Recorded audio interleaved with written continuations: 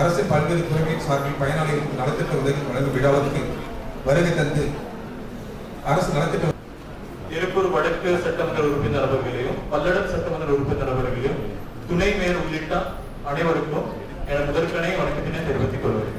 நன்றி. விழாவை சிறப்பாக செயல்படுத்தியதற்கு இந்த நலத்திட்ட உதவிகள் மூலம் சுமார் 264 பேர் 3 கோடிக்கு பக்கமா இருக்கிற தொகையோட ஒரு மிகப்பெரிய நலத்திட்டத்தை ஏற்பாடு பண்ணியிருக்காங்க.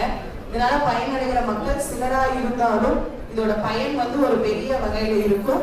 2,97,00,000 கிட்டத்தட்ட 3 கோடி அளவிற்கு நலத்திட்ட உதவிகள் இன்று வழங்கப்பட உள்ளன. இது சகோதரி அமைச்சர் சொல்ற மாதிரி இது ஆரம்பம் தான். குறைந்த நாட்கள்ல பிளான் பண்ணதுனால இந்த அளவுக்கு தான் பண்ண முடிஞ்சது.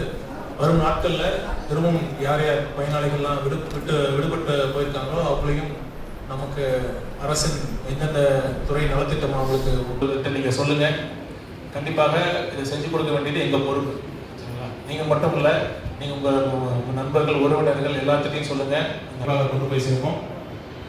திருப்பூரில் மாநில வருகிறேன். இந்த நாளை திருப்பூர் முற்றிலும் ஒழிக்கப்பட்டுள்ளது என்பதை பார்த்து அதனைத் தொடர்ந்து மாண்புமிகு அமைச்சர் பெருமக்கள் பயனாளிகளுக்கான அரசு தொடர்ந்து திருமதி முத்தமணி மேடம் திரு ஜெயக்குமார் அவர்கள் விலையில்லா வீட்டுமனை பட்டா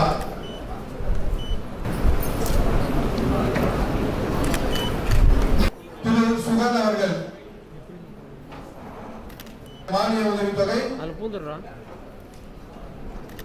கீழ் ஊட்டச்சத்து பெட்டகம் திருமதி சந்தியா அவர்கள்